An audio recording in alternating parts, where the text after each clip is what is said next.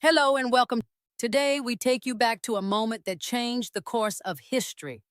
A foggy morning in February 1979, when Ayatollah Ruhollah Khomeini returned to Iran after 14 years in exile, sparking a revolution that would reshape not only Iran, but the entire Middle East. From the fall of the Shah to the rise of the Islamic Republic, from political upheaval to societal transformation, we explore the complex journey of a nation redefining its identity under the guidance of one man. Stay with us as we dive deep into the revolutionary years, the power struggles, and the lasting impact of Khomeini's vision. And before we begin, make sure you hit that subscribe button, turn on notifications, and give this video a like so you never miss our in-depth analyses of world events. The year was 1979 and the date was February 1st. On that foggy morning in the Iranian city of Tehran, a chartered Air France plane descended through the dense haze, slowly making its way to the tarmac. The plane came to a halt, and from it emerged a man whose presence would forever alter the course of Iranian history. A figure with a thick beard, a turban upon his head, and a flowing black robe trailing behind him. A visage as unmistakable as it was iconic. It was Ayatollah Ruhollah Khomeini. After 14 years in exile, mostly in Iraq and later in France, Khomeini had returned to Iran. That Thursday morning marked not merely a homecoming, but a turning point in the history of the country. Millions gathered in the streets, cheering, waving banners, and celebrating the return of a man who would soon declare Iran an Islamic Republic, ending nearly 2,500 years of imperial tradition and fundamentally altering the geopolitical dynamics of West Asia. But historians often note that revolution is the easy part. Governance is the true challenge. How did Khomeini transform Iran from a monarchy under the Shah into the complex, theocratic republic we know today? To understand modern Iran, one must understand Khomeini, both as a spiritual leader and as a shrewd political strategist. The making of a revolutionary, Khomeini's journey to power did not begin in 1979. It was decades in the making. By the 1950s and 1960s, he had already gained national prominence as a critic of the Shah, Mohammad Reza Pahlavi, who was closely allied with Western powers and sought to modernize and secularize Iranian society. Khomeini opposed these reforms, branding them as contrary to Islamic principles. His outspoken opposition eventually led to his exile in 1964, first to Iraq and later to France. During his years abroad, Khomeini developed the ideological framework for an Islamic state. Central to his vision was the concept of velayat-e-faqih, or the guardianship of the Islamic jurist. In his writings and lectures, later compiled into a book, he argued that God created Islam to be governed according to divine law, Sharia. And who knows Sharia better than the religious clergy? Naturally, he concluded, the clerics should lead the nation. This idea would become the cornerstone of Iran's post-revolution constitution, ensuring that the country's political authority rested not in the hands of elected officials, but with the supreme clerical leadership. The revolution and the birth of the Islamic Republic. By 1978, it was increasingly clear that the Shah's regime was crumbling. Economic stagnation, political repression, and widespread dissatisfaction had set the stage for revolution. Khomeini's allies began drafting a new constitution, initially including provisions such as separation of powers and adherence to international norms, even omitting the role of a supreme leader. Yet Khomeini, ever the politician, maneuvered to consolidate power. A nationwide referendum asked the Iranian people a simple question: should Iran become an Islamic Republic? The results were resounding. 98.2% voted yes. Khomeini then bypassed the planned Constituent Assembly and formed the Assembly of Experts, a body of 72 elected delegates, 55 of whom were clerics. This assembly overhauled the draft constitution, enshrining Sharia law and appointing Khomeini as supreme leader for life. By 1980, the Islamic Republic of Iran was officially born, reshaping society, the Cultural Revolution. Khomeini's vision did not stop at governance. He sought to remake Iranian society. The liberal cosmopolitan Iran of the 1970s, with its Western-influenced fashion, music, and education, was incompatible with Khomeini's ideology. Political parties, magazines, and newspapers that represented secular or progressive viewpoints were banned or shut down. In 1981, he initiated a cultural revolution. Universities were closed for 2 years, during which curricula were purged of Western ideas and replaced with courses emphasizing Islamic ideology. Approximately 20,000 teachers deemed too westernized were dismissed. The new educational framework aimed to instill political Islam at every level of society, from primary education to higher learning. Consolidation of power, the Islamic Revolutionary Guards. Faced with dissent from liberals and Marxists, Khomeini needed a loyal enforcement body. The army, historically compromised by its collaboration with Western powers, most notably in the 1953 coup against Prime Minister Mossadegh, was unreliable. Khomeini's solution was the Islamic Revolutionary Guards, IRGC, a military force independent from the national army, reporting solely to the supreme leader. Over time, the IRGC expanded into a full military institution with overseas operations, a navy, and an air force. Domestically, they functioned as moral enforcers, ensuring compliance with Sharia law through measures such as enforcing dress codes and public behavior. Through the IRGC, Khomeini cemented the Islamic Republic as a hardline, theocratic state, leaving little room for dissent. The complex power structure of the Islamic Republic, Iran's political framework, is a hybrid of theocracy and republicanism, creating a system both unique and intricate. 1. Supreme leader, the ultimate authority, controlling the military, judiciary, and key state institutions. 2. President, responsible for economic and administrative policy, but limited in authority, especially over the military. 3. Parliament, Majlis, a 290-member elected body whose laws are subject to review by the Guardian Council. Chapter 4. Guardian Council, 12 members, 6 appointed by the Supreme Leader, 6 recommended by the judiciary. This council vetoes parliamentary decisions, approves election candidates, and ensures conformity with Sharia. 5. Assembly of experts, comprising 86 clerics. This body elects the next Supreme Leader, with candidates vetted by the Guardian Council. 6. Expediency Council, formed to mediate disputes between the Parliament and Guardian Council, dominated by hardliners loyal to the Supreme Leader. Though these structures appear to balance power, in practice, all roads lead to the Supreme Leader, making Iran a centralized theocracy masked by republican institutions. Political tensions and reformist movements. Iran's hybrid system has produced cyclical tensions between reformists and hardliners. For example, in 1997, Mohammad Khatami, a reformist, won the presidency in a landslide, signaling a desire for change. By 2004, the Guardian Council disqualified thousands of reformist candidates, restoring hardliner dominance in parliament. In 2013, Hassan Rouhani, regarded as a moderate, was elected only to face systemic restrictions. The 2021 election saw the Guardian Council limit the ballot to just 7 hardliners out of hundreds of potential candidates. The trend is unmistakable. Periodic reformist surges are consistently curtailed, reinforcing the Supreme Leader's absolute authority. Challenges and future prospects. The Iranian military, weakened by the Iran-Iraq War, 1980-1988, and successive purges, cannot mount a credible challenge to the regime.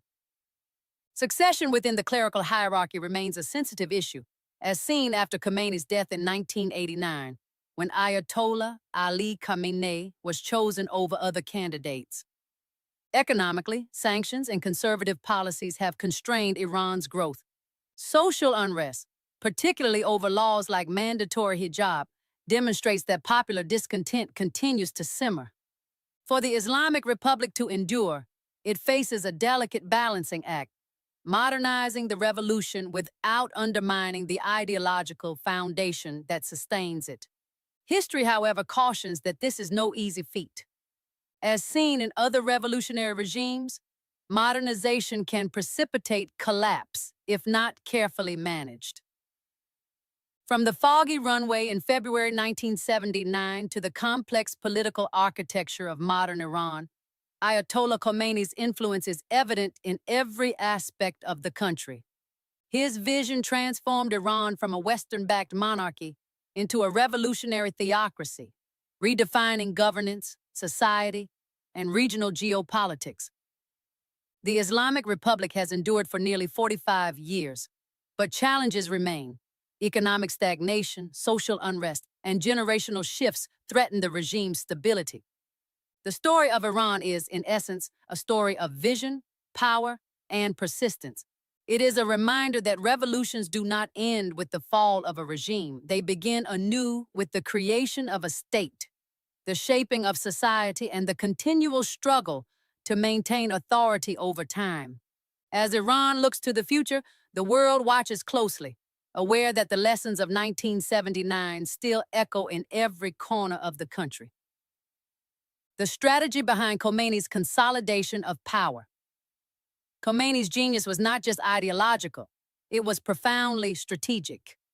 Many revolutions fail after the initial euphoria because the leaders cannot consolidate power or manage competing factions. Khomeini, however, systematically neutralized potential rivals and built multiple overlapping institutions to ensure the supremacy of the supreme leader. Eliminating rivals. By sidelining the traditional army, co-opting the clergy, and creating the IRGC, Khomeini ensured no single institution could challenge him. Even liberal politicians like Abu Hassan Bani Sadr, who initially tried to assert presidential authority, were quickly removed. Control through law and ideology. The Guardian Council and Assembly of Experts function as both legal and ideological gatekeepers.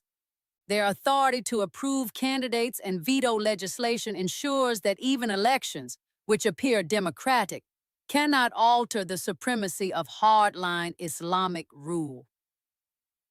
Psychological authority. Beyond institutions, Khomeini cultivated a personal aura of divine legitimacy. By positioning himself as the interpreter of God's law, dissent became not only a political act, but a moral transgression. This psychological dimension is key to the regime's endurance. Iran is a hybrid regime. Iran is neither fully democratic nor fully theocratic. It is a hybrid system. This creates unique advantages and challenges. Legitimacy through popular participation. Referendums, elections, and public rituals lend the regime popular legitimacy, giving it the appearance of consent. Absolute control through religious institutions, yet ultimate power rests with unelected clerics and the supreme leader. This dual system allows the regime to claim democracy while preventing systemic threats. Dynamic stability. The hybrid model creates a buffer against rapid social change. Popular movements can be absorbed temporarily, but structural controls ensure they rarely threaten the core authority. This hybridization also produces internal friction, as seen in repeated clashes between reformist presidents and hardline institutions. The tension between public sentiment and clerical authority is a defining feature of Iranian politics. Regional implications of the Islamic Republic. Khomeini's revolution did not just reshape Iran, it reshaped West Asia. Export of revolution. From the early 1980s, Iran actively supported Shia movements abroad, particularly in Lebanon, Hezbollah, and Iraq, aiming to spread its revolutionary ideology. Strategic rivalries. The creation of a theocratic state positioned Iran as a counterweight to both U.S.-aligned monarchies, like Saudi Arabia, and secular regimes, like Iraq under Saddam Hussein. This fueled regional instability, culminating in the Iran-Iraq War, 1980 to 1988. Proxy networks. By embedding influence through militias, religious organizations, and political allies, Iran created deniable power channels across the region, a strategy that continues today. Societal transformation and control. Khomeini's revolution was not only political but profoundly social. Cultural realignment. Through the Cultural Revolution, Khomeini ensured that every new generation was socialized into the ideals of the Islamic Republic. Education, media, and public morality became tools of political control. Resistance and adaptation. While the regime succeeded in establishing ideological dominance, Iranian society has continually adapted. Music, art, and underground movements evolved in creative resistance, demonstrating a tension between authoritarian control and cultural resilience. Lessons from the first decades. The first decade of the Islamic Republic demonstrates a pattern of authoritarian consolidation. 1. Revolutionary purges. Rapid elimination of dissent ensured early survival but created long-term institutional rigidity. 2. Institutional multiplicity. By creating parallel bodies with overlapping powers, Khomeini engineered checks that primarily protect the supreme leader rather than democratic accountability. 3. Controlled modernization. Economic and technological development is permitted only when it does not threaten ideological conformity. This explains why Iran has advanced in areas like missile technology but struggles with broader economic liberalization. Looking forward, stability, reform, and succession. The future of Iran will hinge on several factors. Succession of the supreme leader. As Khamenei ages, questions about the next supreme leader grow urgent. Past succession struggles show that even within the clergy, divisions can destabilize the regime. Societal pressure. Young, educated, and urban populations are increasingly aware of social restrictions. How the regime manages these pressures without losing ideological control will define its longevity. Regional and global context. Iran's relationships with the U.S., Israel, Gulf states, and European powers create external constraints. Economic sanctions, proxy conflicts, and diplomatic isolation shape domestic policy decisions. The regime has proven resilient, but it operates on a fragile equilibrium. Internal control, ideological legitimacy, and regional influence must constantly be balanced against societal discontent and global pressures. A revolution. Frozen in time. Khomeini's vision was revolutionary, both in its audacity and its systemic design. He crafted a state where ideology, religion, and governance merge seamlessly, ensuring control over both political institutions and the hearts of the people. Yet, the Islamic Republic also faces inherent contradictions. A system that limits freedoms to maintain order, a hybrid regime that balances democracy and theocracy, and a society that simultaneously resists and adapts to authority. The story of Iran is far from over. For analysts, historians, and policymakers, it offers lessons in power consolidation, ideological governance, and the limits of revolutionary transformation. It is a country shaped by faith, forged in revolution, and defined by the tension between control and change, a living experiment in the making of a modern theocratic state. That was our deep dive into the revolution that shaped modern Iran and the legacy of Ayatollah Khomeini.